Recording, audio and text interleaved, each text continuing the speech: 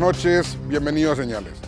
En la noche de hoy, en la primera parte del programa, vamos a hablar con el ministro del Interior, que es un ministerio que no se encarga solo de la seguridad, tiene muchas otras prioridades también que atender.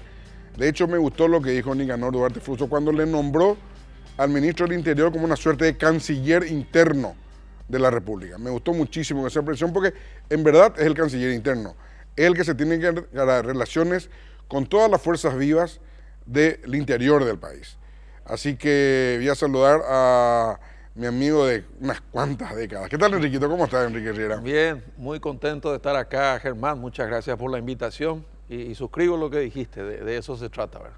Sí, bueno, el ministro del Interior, todo el mundo tiene como el encargado de la seguridad, básicamente, Enrique. Te vi a vos en varias declaraciones hablando y señalando de que no va a ser solamente encargado de la seguridad, sino que vas a cumplir los otros roles que siempre tuvo, pero nunca se ejecutó por parte del ministro del Interior. Efectivamente, en la misión, en los objetivos, en la Constitución, en las leyes y hasta en la página web del ministerio, tiene otra que es muy importante. Aparte de la seguridad interna, que ya explicaste, es la gobernabilidad democrática. Es decir, que el partido se siga jugando. Y como dije más de una vez, repito, un buen ministro del Interior es como un buen árbitro, ¿verdad? Que habla con los jugadores, que advierte a los jugadores, que no saca muchas tarjetas amarillas, porque en el fondo lo que pretende es que el juego no pare y que la pelota no salga de la cancha. Entonces, y se usa la roja, que es lo que la gente ve solamente en casos excepcionales. Es la última raza, que es cuando se ejerce el peso de la ley y la Constitución. Pero en líneas generales, si todos los paraguayos y extranjeros que habitan esta hermosa tierra cumplimos mínimamente reglas básicas de convivencia, todo se puede hacer y ese va a ser mi trabajo. Bueno, Enrique, la gente te conoce a vos hace mucho tiempo que haces política y ya ocupaste muchos cargos. Ocupaste el segundo cargo electivo más importante de la República, que es la Intendencia Municipal de Asunción, y reconocen tu habilidad para manejar este tema. De hecho, Santi Peña está nombrando ministros con un alto nivel de aceptación y de reconocimiento hasta el momento, ¿verdad? Acaba de nombrar también el ministro de Justicia, Lucho Barcini, que va a estar con nosotros después que vos. ¿Y cómo vas a utilizar todo ese bagaje que tenés? Todo el mundo reconoce ese bagaje en vos. Ahora, queremos saber en el interior, el Ministerio del Interior, cómo vas a utilizar ese bagaje que tenés. Hablando, concertando, escuchando y probablemente convirtiéndome en el gran mensajero. Cuando se produce un conflicto o uno ve que puede producirse un conflicto, pongamos un caso conocido, ¿verdad? Los camioneros avisan que dentro de 2 días van a cerrar la ruta.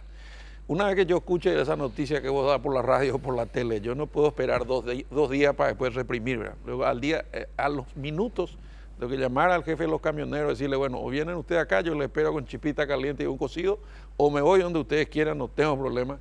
Me voy a sentar a ver cuál es el motivo del reclamo. Si el motivo es legítimo o razonable o dentro del marco de la ley o algo que yo pueda ayudar, lo primero que voy a hacer es hablar con el presidente de la República o con mis colegas, si el reclamo es salud, si el reclamo es coima, si el reclamo es lo que fuere, y desactivar el problema antes que llegue la medida de presión. Y con eso nosotros descomprimimos automáticamente las tensiones naturales que hay dentro de la democracia. Se va a hacer una tarea 24/7, muy desgastante probablemente, porque habrá aciertos y errores, y también porque uno está muy expuesto. Así que también debo decirte que no hay ni un ministro que yo conozca que haya logrado los 5 años del Interior, por el desgaste y porque automáticamente es el primer fusible.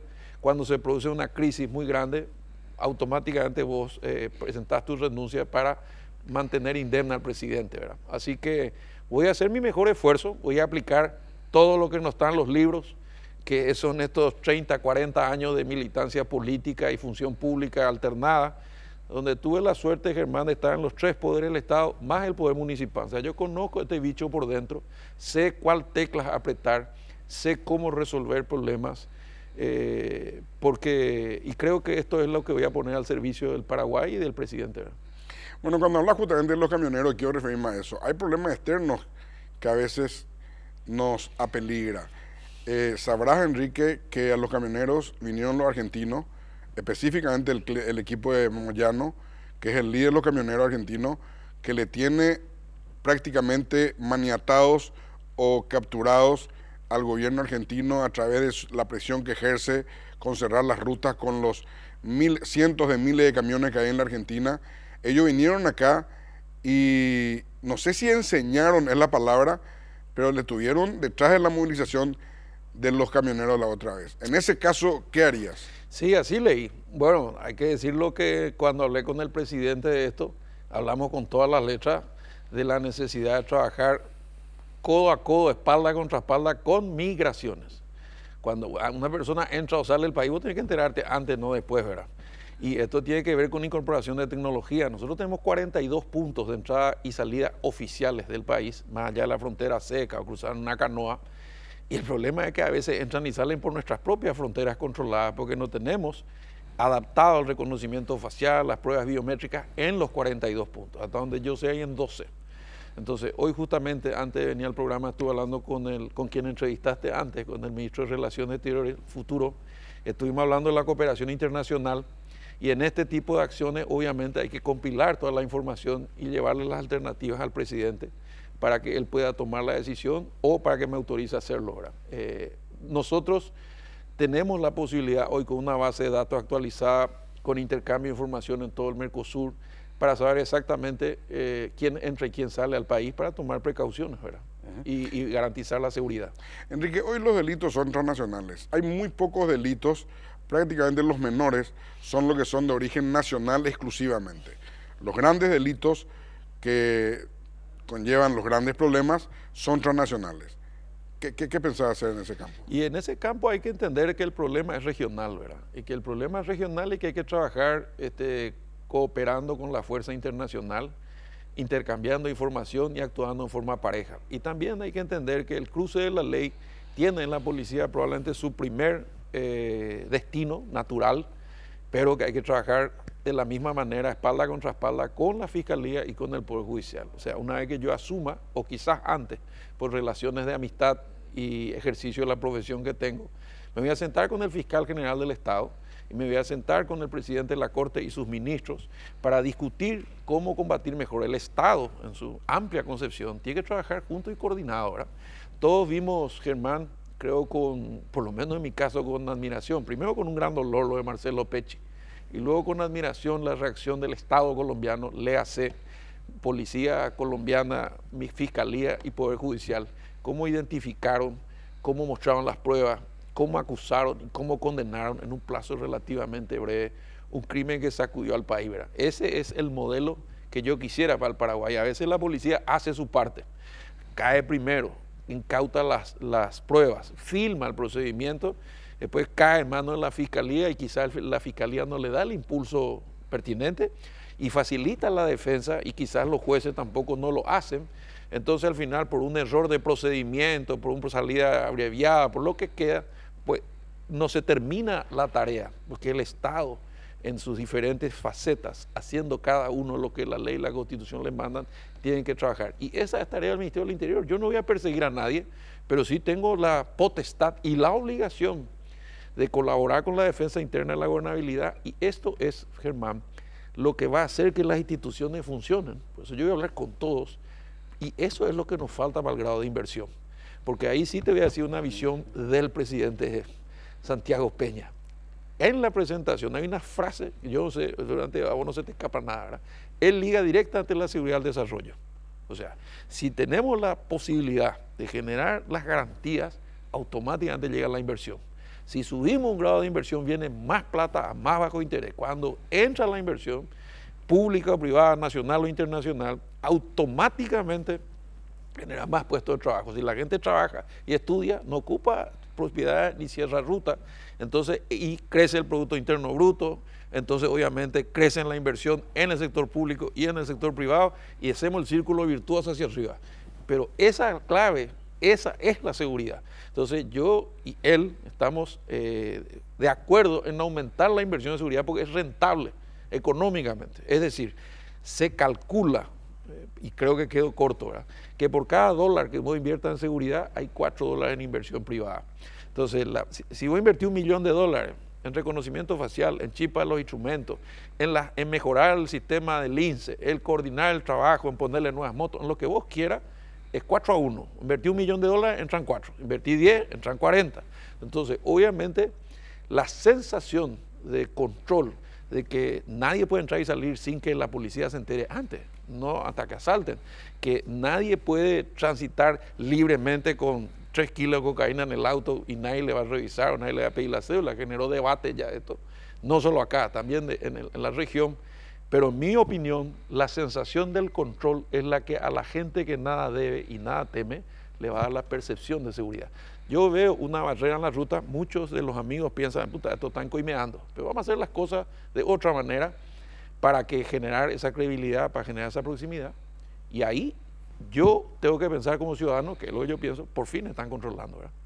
Yo voy a pasar tranquilo, no tengo nada, no tengo droga, no tengo armas, no tengo nada. Pero si yo tengo un auto mouse, si yo tengo droga en el baúl y tengo un arma guardada bajo mi asiento, obviamente no voy a creer los controles, ¿verdad? El paraguayo tiene que saber que no se puede mover tan libremente, tan impunemente, si es que se está portando mal al margen de la ley. Y termino con una anécdota cultural en la cual vamos a coincidir, porque más de una vez hemos cambiado. ¿Por qué este paraguayo, el pilaje bravío, que somos nosotros, los pilas? Aquí me damos de entrar al árbol, no formamos fila, no pagamos impuestos, pasamos los semáforos rojos, y este mismo paraguayito cruza el puente y se convierte en un japonés. Porque sabe que en Brasil no va a poder hablar con Lula ni con ningún ministro, nadie le va a ayudar, le van a romper la cabeza con una multa. Ese sano y reverencial temor a la ley tenemos que infundir en la cultura de los paraguayos, que sea más rentable moverse dentro de la ley que fuera de la ley. Y ese es trabajo del Ministerio del Interior. Enrique, hablaste muy bien del actual ministro del Interior. Me llamó la atención eso, porque estamos acostumbrados entre los paraguayos, ya yo caray, como se dice en guaraní, nos peleamos todos, vos sos un desastre, para vos yo soy un desastre. Y hacer leña al árbol caído. Y hacer leña al árbol caído, ni qué decir. Contame sobre esto. Bueno, Federico González, hasta donde yo sé, yo lo conozco hace muchos años, vos también, vos alguna vez, y no hace mucho tiempo perteneciste al mundo diplomático, es reconocido como una persona muy bien formada y de una conducta que no tiene reparos. Yo no conozco denuncias judiciales ni problemas graves en una larga vida pública, ¿verdad? Y en este último tramo fue el mejor ministro del Interior que tuvo el gobierno actual. Claro, no es mucho compararlo con Yucio, que fue destituido, el único destituido, pero por un vínculo de narcotráfico, o con Juan Ernesto, que tuvo un montón de problemas, ¿verdad? Pero en líneas generales, no solamente me abrió las puertas y me contó, y me va a contar todo, presupuesto, ejecución, funcionarios, problemas que pudo resolver, otros que no pudo, sino también creo que hizo más o menos lo que yo pretendo hacer, que nadie me cree todavía, ¿verdad? Que es bajar mi perfil personal, presentar las instituciones y, como te dije, cuando el árbitro cobra bien, nadie lo siente, pero está. Tiene que estar cuidando de los paraguayos para que el presidente haga lo suyo, recorra el mundo, abra las puertas, traiga las inversiones, desarrolle el país. Por eso la visión es mucho más incluyente, Germán, y vamos a trabajar con las gobernaciones y con los intendentes, porque vos y yo sabemos, una plaza iluminada es seguridad. La urbanización de un asentamiento en Central es seguridad. No es solamente poner una caseta policial o poner una cámara de filmación, es trabajar con la comunidad, ¿verdad? Es cierto que hay una resistencia natural. Los perros te dicen, no, este no es un problema nuestro, es la policía, ¿verdad? Y no es un problema, y es un problema, porque eso se llama control social informal. O sea, yo quiero que el policía, además de dar vuelta en su camioneta, como habrás visto varias veces, y a veces se le acaba el combustible y se queda en la esquina y los perros mensajean, no es la mejor imagen. Yo quiero que den una vuelta por el barrio y que algunas veces vayan caminando por cuadrantes. Y quiero que cuando lleguen a tu casa toquen el timbre y vos salgas, veas 2 policías y te dicen, yo soy Enrique Riera, yo soy Críspulo Gutiérrez, nosotros somos los policías de la comisaría 19, que es la mía, de nuestro barrio, este es mi teléfono, por cualquier cosa, estamos a sus órdenes. ¿Cómo vas a reaccionar vos?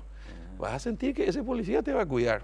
Tenemos el teléfono de la policía como tener el de tu mecánico, ¿verdad? Y entonces creo que ese tipo de actitudes pueden ayudar a reencontrarse, ¿verdad? Como generaron los linces al principio del gobierno de Horacio, ¿verdad? Era un proyecto originario de Panamá, provocó un montón de resultados por la reacción rápida, por el compromiso, vimos todo cómo rezaban antes de salir, o sea, gente que quería la camiseta.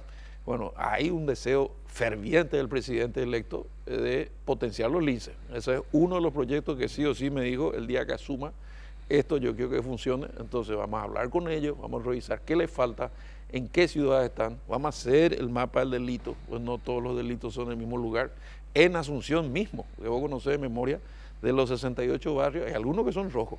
¿Cuáles son las entradas? ¿Cuáles son las salidas? Me decía una amiga. O sea, va a tener un mapa del delito. Esto hacen los especialistas. Yo tomo las decisiones. Como una sala de guerra. Y claro, ellos te tienen que decir, como me decían a mí, cuando yo estaba en la intendencia, que yo al principio torpe también, porque estaba aprendiendo, decía, no, este no es mi problema, vaya, quéjese al ministro del Interior. No, señor, usted es la autoridad que está más cerca de la gente. Denos una respuesta. Y bueno, ayúdeme, le decía yo. Y entonces me decía, acá está Cateura. Este se llama Caracolito. Hay una sola entrada y salida, porque no ponemos una caseta en la entrada, entonces nadie va a poder atentar con nuestra... Y me enseñaban. Entonces digo, ¿y por qué no ponemos una escalinata al otro lado? Opción 2. Fantástico, pero iluminada. Y así se va construyendo. Se pueden hacer... Yo trabajé con 800 comisiones vecinales y en la medida en que se organizaban piquibole, partidos de fútbol, música. Imagínate que Sarán salió de ahí, ¿verdad? Sarán fue el que me dijo a mí, a estos chicos no le vaya a dar solamente una pelota para jugar fútbol, vamos a darle instrumentos. Yo le miré como si fuera un lunático. Bueno, vos sabés lo que es sonido de la tierra hoy, ¿verdad? Pero el genio es Sarán, que vio el potencial en esos chicos, Luis Sarán. Entonces, todas las actividades políticas, deportivas, culturales, sociales que ocupen las calles, los espacios públicos, hacen que la delincuencia se arrincone. Entonces vos decimos, ¿por qué tiene que ver eso con el Ministerio del Interior? Y esa es la visión que tiene el presidente y tengo yo. No es solo el brazo largo y represor de la policía el que va a funcionar. Esa es la última ratio. Cuando ya no entienden razones, cuando se viola la ley y los legítimos reclamos afectan derechos de terceros. Yo puedo quejarme porque me pagan poco como ministro del Interior, pero yo no puedo bloquear tu casa, ¿verdad? Puedo decir, Enriquito, arreglar con el presidente, ¿yo qué tengo que ver? Bueno, eso es lo que sucede cuando se ocupa una tierra, cuando se cierra una ruta, cuando se ejerce violencia, cuando se amenaza a terceros, y esos son los límites de la democracia. Nosotros hemos encontrado un sistema para que esto funcione mientras Santi arregla el país, ¿verdad? Claro. Enrique, vos estás en la cadena de mando. Sí. ¿Cómo está tu don de mando? Y mira, hay una frase que aprendimos en el colegio en la época de Chocho Marinoria, no tentéis la ira de los mansos. Eso dijo un escritor portugués. No me acuerdo su nombre, pero sí, un escritor portugués escribió eso. Yo no me acuerdo quién lo dijo, pero es una cosa que me identifica. Yo tengo mucha paciencia, hablo mucho, soy capaz de escuchar horas. Pero cuando llega un momento en que los planteamientos se vuelven irracionales y viene la violencia sin razón, entonces obviamente mi gran instrumento va a ser la ley. Yo quiero que todos estemos sometidos, no al ministro, no a la policía, no al presidente, a la ley. Esto es lo que yo vi en la sociedad desarrollada, Germán. Si no hay unas reglas básicas de convivencia, si a vos no te aplican la ley y a mí no me aplican la ley y a cualquier ministro, cualquier ciudadano no le aplican la ley, entonces este es un país inviable. Y el otro día me comentaba un amigo que tuvo la suerte de conocer, Alfred Fast, el presidente de FECOPRO. Le invitó a un productor a conocer el Congo belga y se fue. Y llegó ahí y no hay policía, no hay ley, no hay nada, ¿verdad? El cacique es el que distribuye las tierras y la producción. Y si hay uno que produce mucho, directamente se queda con eso y el otro se va y se arregla. Entonces llegó un momento, bajó la producción porque nadie quiere producir más, porque no se puede quedar con lo suyo, propiedad privada. Entonces, esto, por ejemplo, son cosas claras que tienen que ver con el mando. O sea, vos podés reclamar lo que quieras, está garantizado por la Constitución, el derecho de manifestación, el derecho de protesta, el artículo 40, el legítimo derecho de reclamar a las autoridades. Estos son rangos constitucionales y por este lado están los nuestros, la libertad, el derecho al trabajo, el derecho a la circulación libre. ¿Qué pasa cuando dos derechos del mismo rango constitucional, el máximo, colisionan? La respuesta obvia es, solo la Corte te puede decir qué derecho prevalece. Pero no hay tiempo, porque la ruta ya está cerrada. Entonces funciona lo que se llama el interés general está por encima del particular. Si vos venís con tu hijo de Ciudad del Este y necesitas un especialista en Asunción y ya no respira, y ves la ruta cerrada, ¿qué vas a hacer? Por más legítimo que sea el reclamo. Y te digo más, esto tiene historia. Te hablo de una anécdota de un hombre que vos conociste, papá. Enrique Riera Figueredo, presidente de la Rural, ruta cerrada por seguidores de el obispo de la época, Fernando Armindo Lugo Méndez, con su sotana negra, con toda su autoridad y su peso y la gran cantidad de movilización que tenía. Papá se iba a pedido el gobierno de la época, se sentaba con Fernando Lugo Mango Uber, Fernando, vos sos el sobrino de Epifanio. Es cierto lo que decís, hay miseria, hay exclusión, falta tierra, no hay salud, no hay seguridad, todo es cierto, pero no tenés derecho a cerrar la ruta para reclamar lo que es legítimo. Tu derecho termina donde empieza el mío. Yo te pido, por favor, que libere la ruta para que la gente siga produciendo, siga yendo a la casa de su familia, siga trabajando y dialogando conseguía cosas que nadie conseguía ahora. ¿Te acordaste de tu papá, Enrique? Siempre. Qué señora. Y él hay una persona huella. que dejó un legado Sí. y hoy es recordado como un grande en serio. Qué señor tu papá. Y debo contarte, esto no lo dije nunca, ¿verdad? Pero cuando se hizo la transición formal y me recibió Federico con Uteman y Trapani, que son los que están por el lado del presidente Abdo, nosotros nos fuimos con Alderete y con Lea. Al salir la conferencia de prensa, siempre viene la pregunta, usted fue acusado por ciertas comisiones de derechos humanos, etcétera, su perfil autoritario. Le dije, miren, en este mismo ministerio que me va a hacer cargo, este es el ministerio que le metió preso a mi papá 27 veces y le mandó al exilio 2. ¿Ustedes creen que yo voy a ser ministro para perseguir a la gente por sus ideas? Entonces no me conocen, yo soy un demócrata, pero hasta los demócratas respetamos la ley, ese no es el límite. Y yo creo que hay gente naturalmente interesada en esto. Y me dicen, sí, pero en los cargos que estuvo, esto es lo otro. Pero te voy a poner otro ejemplo. Ministerio de Educación. ¿Cómo se resolvió la crisis de 150 colegios tomados cuando el expresidente tenía, como siempre, halcones y palomas? Y los halcones decían, hay que meter los cacos azules en un colegio que nadie vea, donde lejos de la prensa, y romperle la cabeza a 10 mitad y se van a alinear, ¿verdad? Y yo fui ministro y ¿qué hice? Convoqué a los líderes, me senté con ellos 8 horas a puerta cerrada y comiendo hamburguesas. Hicimos el acuerdo y no hubo un solo problema, con los 12 sindicatos adentro, presionando al límite, porque los sindicatos del Ministerio de Educación tienen 25,000 afiliados, te pueden parar departamento completo, los maestros son muy, muy activos. Y no tuve nunca ese problema. ¿Por qué? Porque el reclamo era legítimo, ¿no?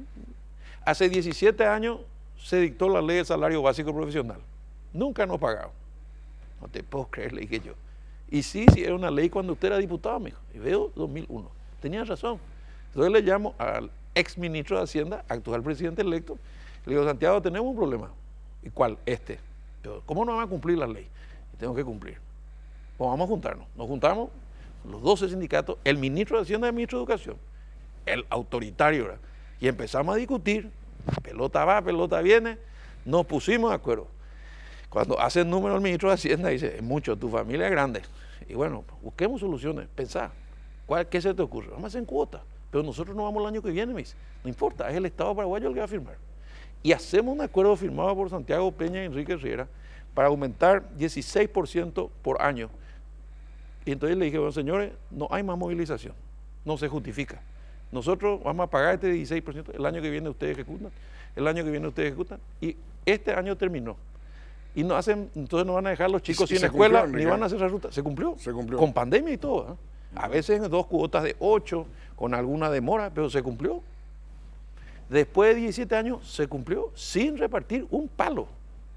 O sea, yo me remito a los hechos, ¿verdad? Por eso es que yo creo, cuando el presidente planteó esta idea, yo creo que me iba a ir a educación, no que me iba a quedar en el Senado a defender sus proyectos, a armar mayorías. ¿Y te sorprendió el Ministerio del Interior, Enrique?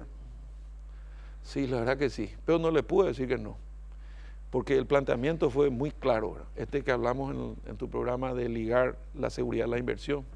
Esa es la parte que más me gustó de todo lo que dijiste. Y es que es así. ¿Sabes por qué, Enrique? Porque hay un principio romano que dice, donde entra el comercio, no entran las espadas. Sí. Decían los romanos. Mira vos. O sea, en Fenicia no había problema de seguridad. Así es.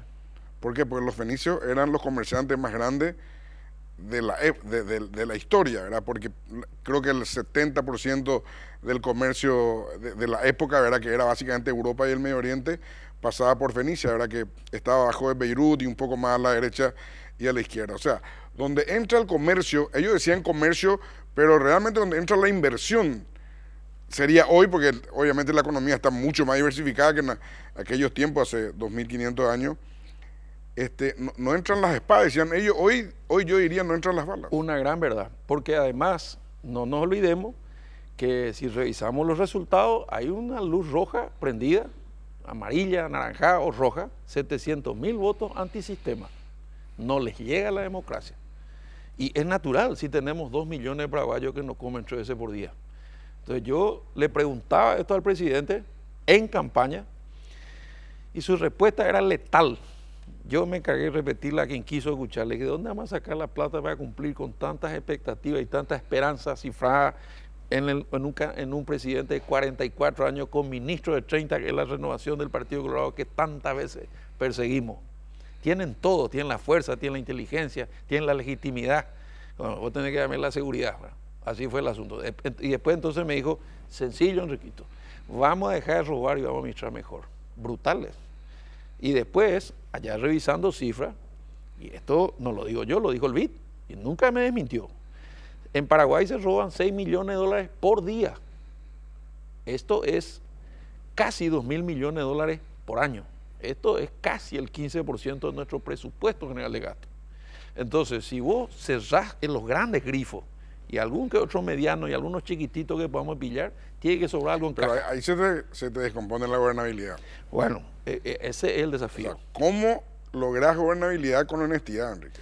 Bueno, ese es Vos que estás hace mucho tiempo sabés de que a veces no van de la mano la honestidad y la gobernabilidad. Ese es el desafío, y yo te voy a dar una frase para zafar este aprieto en el que me pusiste, con una respuesta que me dio Gonzalo Sánchez de Lozada cuando era vicepresidente, y por una de esas extrañas cosas de la vida política terminamos con mi hermano en su casa.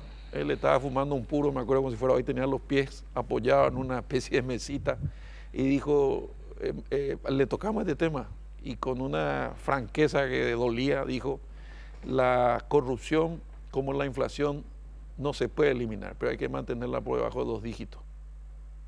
Así dijo. Así me dijo. Una vez me dijeron a mí, nunca me olvidé. Una vez me dijeron en Washington que la corrupción es como el aire acondicionado.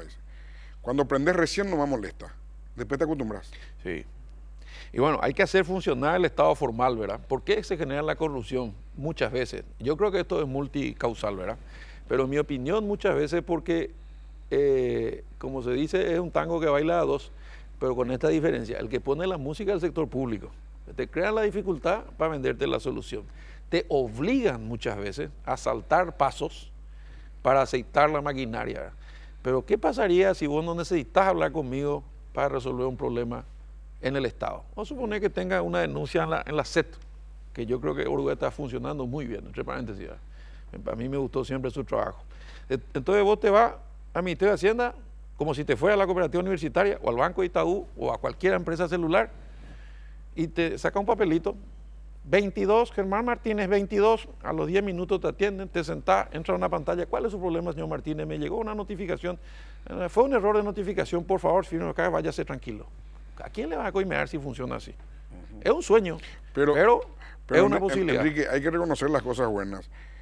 La aduana tuvo un récord y batió récord todos los meses. Sí.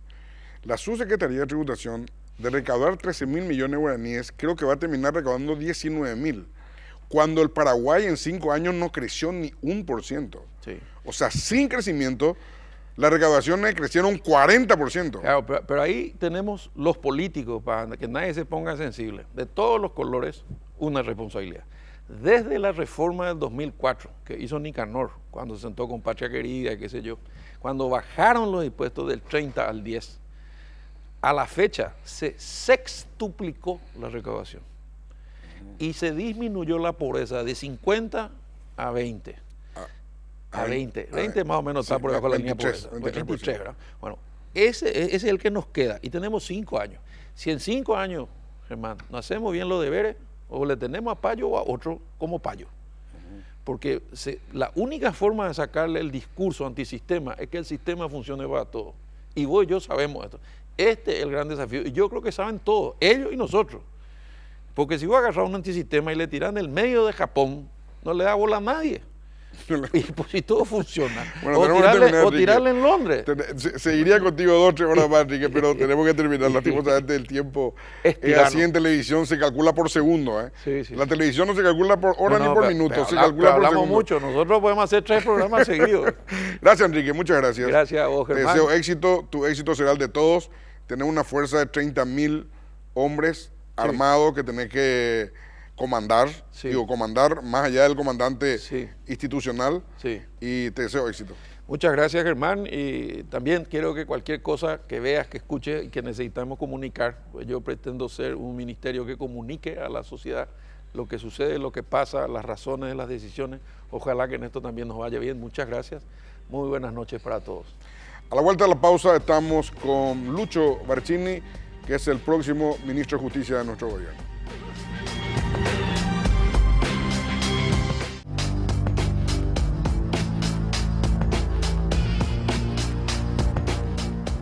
Bueno, ahora sí vamos a compartir con el próximo ministro de Justicia del gobierno de Santiago Peña. Este sí que es un amigo de años, no podemos ni contar, no sé si en una calculadora entran los años.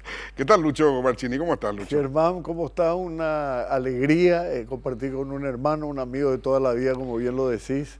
Y bueno, un gran desafío, la designación, la confianza de nuestro presidente Santiago Peña en la gestión, que tenemos que marcar un antes y un después, y ese es el objetivo. Para eso estoy a tu disposición.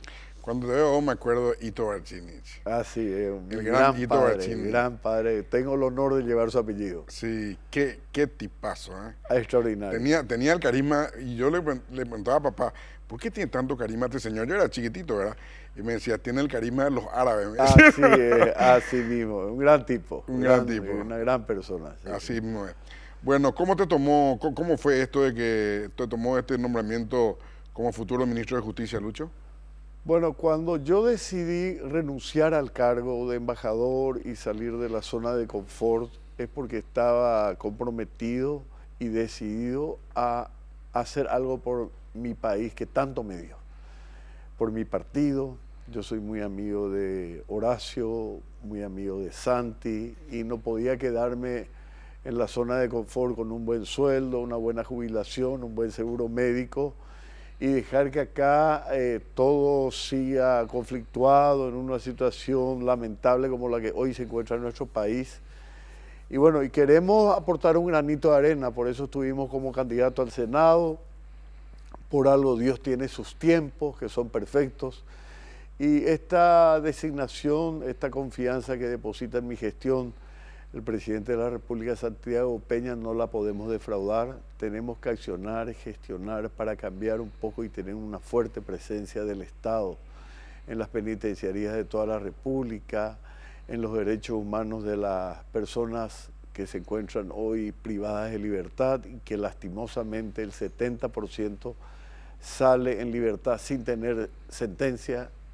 No sabemos si fue culpable, inocente. Es un gran déficit que tiene el Poder Judicial, la Fiscalía General del Estado, los juzgados. Tenemos que interactuar con todas las instituciones. Esta no es una gestión solamente que le compete al Ministerio de Justicia. Tenemos que tener una política de Estado, de seguridad del Estado y de reinserción del ciudadano que hoy se encuentra prácticamente hacinado, sin ningún derecho, sin ninguna atención, sin ningún plan, sin ninguna política del Estado, del gobierno paraguayo, para que el ciudadano que haya cometido un delito, tenido un error en su vida, o a veces desgraciadamente gente que está presa por años en la cárcel, me consta porque yo fui también defensor de reos pobres. Hay que cambiar esa situación. Derechos humanos, el hombre como centro del universo, gestión honesta. Hoy las cárceles desgraciadamente se han convertido en centros de toma y daca, hasta por el aire que respiran te cobran, manejados con una ausencia de política criminal de reinserción absolutamente inexistente. O sea, hay mucho por hacer, Germán. En las cárceles, Lucho, en los últimos 20 o 30 años, tiene un fenómeno, ¿verdad? Hay gente que está privada de su libertad que tiene muchísimos recursos. y con recursos es fácil de corromper cualquier cosa. Así es. Eso lleva a la conclusión de que vos vas a estar sentado sobre varios volcanes Así es. distribuidos por toda la República en un peligro casi Permanente. constante de erupción. Permanente. Entonces, ¿qué va a hacer para que esos volcanes no erupcionen? Bueno, en primer lugar, lo que decía nuestro líder, el doctor Luis María Argaña, con la ley y por el camino de la ley. No caer en actos de corrupción. El día que a vos te corrompen, ese día hipotecaste tu familia, el futuro, la seguridad. Yo soy una persona que en todos los cargos que han sido muy importantes que he ocupado, he marcado una diferencia. Pude haberme equivocado como cualquier persona, pero nunca corrompido. Entonces esa es la primera señal que vos le tenés que dar a tus directores, a tus guardiacárceles, a tus privados de libertad. Conmigo no van a poder corromperme. Y obviamente si yo no robo para mí, menos voy a robar para el que esté de director de la cárcel de turno. Tenemos que empezar por ahí. Tenemos que ser astuto como la serpiente y manso como la paloma. Así dice la palabra de Dios. Vamos a actuar con transparencia. Yo tengo el compromiso con Santiago Peña, que es el líder, que es nuestro presidente electo con tanta esperanza de la gente joven, principalmente de nuestro país, de que pueda haber un antes y un después de la administración de Santiago Peña. Yo voy a ser un soldado más, un gestor más de que eso se pueda hacer realidad. Me encontré recién con Enrique, mi compañero de colegio, de estudio, de facultad. Tengo que trabajar con el fiscal general del Estado, Sala Penal de la Suprema Corte de Justicia, juzgados. No puede ser, Germán, que en pleno siglo XXI tengamos una persona que sale de la penitenciaría porque en un proceso de violación le dan la libertad y tenía 3 o 4 procesos y se escapó. ¿Cómo puede ocurrir eso? No funciona el sistema, algo huele mal, algo está ocurriendo en las penitenciarías de nuestro país, que ya estoy adentrándome en los vicios que tiene cada una de las penitenciarías. Se han vuelto estas en foco de corruptela de los funcionarios penitenciarios, de los poderes políticos de cada una de las zonas que nombran sobre pretexto de su padrino, diputados, senadores, directores que no tienen la más mínima idea de cómo se maneja una cárcel. No puede continuar así. Yo soy político, voy a atender el pedido de mis amigos, soy miembro de la Junta de Gobierno, orgulloso de ser colorado, pero la gestión, Germán, es lo que va a marcar la diferencia. Y yo tengo la confianza y el apoyo del presidente de la República para hacer lo que tengamos que hacer en el registro civil de las personas. Imagínate, ese registro en pleno siglo XXI sigue anotándose en libros de actas que nos quedamos en los años 60, Germán.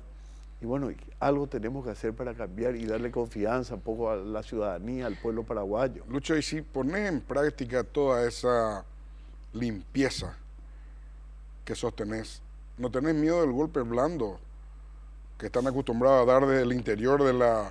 Mira, acordate que si estamos hablando de 5 o 10 mitines muertos, es difícil de aguantar el cargo con un golpe blando. Golpe blando le llamo yo a un golpe interno desde adentro de la cárcel. Mira, no tengo temor en primer lugar porque voy a acordar con los directores, voy a acordar con mis funcionarios principales de que nosotros no podemos ser más de lo mismo. Vamos a actuar con firmeza, como te dije al inicio, con la ley y por el camino de la ley. Y bueno, aquellos que quieran arriesgarse a hacer supuestos mitines, levantamientos, van a sentir el rigor de la ley. Yo tengo la firmeza, la convicción, ya he estado en cargo importante en el área penal como juez del crimen. Y no me ha temblado la mano al firmar una orden de captura de un general en servicio activo o de un ministro del Interior en servicio activo o en un amparo para que al doctor Argaña no le robaran las elecciones. O sea, yo ya he vivido en mi vida momentos muy sensibles, muy tensionados Y si no te apartás de la ley y te equivocás por tu cabeza y no por lo que te dicen, yo creo que ese es el camino a seguir. No digo que voy a hacer una administración perfecta, vamos a tener errores y muchos probablemente, pero hay que tratar de corregirlo. Y mientras no caigas en hechos de corrupción, mientras no compren tu buen nombre, entonces creo que estamos en el camino que hay que seguir. Vos sabés, Lucho, que este programa que tiene con un intervalo de 4 años, tiene 17 programas, 17 años al aire, y nosotros hicimos 3 programas en El Buen Pastor. Desde El Buen Pastor, desde el interior del patio del interior del Buen Pastor, en vivo, en directo, 2 horas hicimos el programa. En aquel momento señal iban los domingos 2 horas, y no pudimos hacer ni un programa de la cárcel de varones. O sea, hay una diferencia gigante entre la cárcel de mujeres, en donde sí están estas mujeres que hacen unas ropas espectaculares. La Fundación Princesa Diana, creo que se llama, la que está ayudando ahí. ¿Por qué eso se puede hacer en la cárcel de mujeres y no se puede reprisar algo en la cárcel de varones? Vamos a intentarlo, vamos a hacerlo, vamos a darle la capacidad de que la persona que esté privada de su libertad por la desgracia que le ocurrió en la vida, o porque delinquió, o porque tuvo esa situación. El hombre, pues, es el hombre y su circunstancia, el reflejo de lo que le tocó vivir. Pero porque se haya equivocado una vez, no tenemos que marcarlo y decirlo, esta es una basura humana que ya no sirve. Como hoy ocurre, entran pequeños delincuentes y salen campeones en mafia instruccionados desde la cárcel.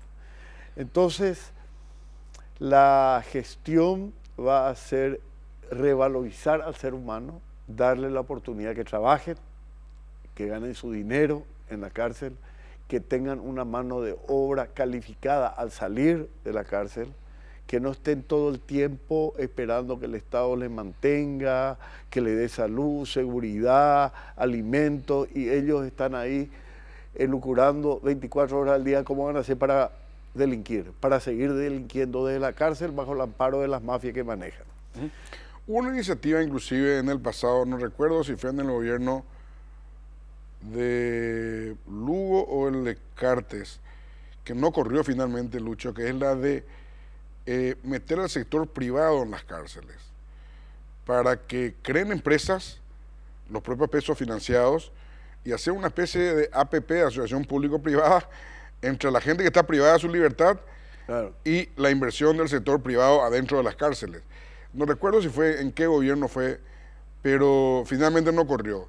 ¿Tenés pensado hacer algo parecido o no tenés en planes? En primer lugar, Germán, lo que yo quiero hacer es darle una capacitación a los reclusos privados de su libertad. Capacitación firmando un acuerdo con la gente del Servicio Nacional de Promoción Profesional, que es el Estado paraguayo, con organismos internacionales, llámese Naciones Unidas, que ya me reuní entre paréntesis con el embajador, darle capacitación, conocimiento de tecnología, de forma tal que ese sujeto se sienta importante de que alguien se está ocupando para que él no vuelva a reincidir al salir de la cárcel y purgar la pena y cumplir su pena con la sociedad, que pueda ser una persona valorada para su familia, para su entorno, para su barrio, para el país. Hay que trabajar poniendo al hombre como centro del universo. Y en eso, si hay que involucrar al sector privado, ¿por qué no? Bienvenido. Si hay que legislar con algunas facilidades para las empresas que den facilidad de trabajo a los expresidiarios, bienvenido sea. O sea, hay que innovar. Estamos en el siglo XXI y el uso de la tecnología, del servicio de seguridad que vamos a implementar en todas las cárceles del Paraguay, va a darnos la seguridad de que algo importante va a ocurrir. Y ese algo importante significa el respeto a los derechos de la persona privada de su libertad, a los derechos de los funcionarios de la penitenciaría, a los directores, que van a estar sometidos a un riguroso programa de gobierno desde el ministerio que cambie la situación en la que hoy se encuentran los centros penitenciarios del Paraguay. Y 17.000 personas que hoy, aproximadamente número más, número menos, en las 17 penitenciarías que tenemos, más las 3 cárceles nuevas que han terminado en un 90%, tiene que producir un cambio. Tiene que producirse un cambio, pero debe haber la decisión política y la voluntad que el propio presidente Santiago Peña me esgrimió. Y dice, Ángel, tenemos que marcar un antes y un después de nuestro gobierno. Bueno, Lucho, tenemos ya la pausa y te quiero dejar picando una pregunta. Sí. Hay una serie de Netflix que se llama The Toughest Prison in the World. Sí. Las prisiones más difíciles o duras del mundo. Paraguay entró en ese ranking. Sí. ¿Qué va a hacer para que cuando vos dejes el ministerio salgamos de ese ranking? Breve pausa y continuamos.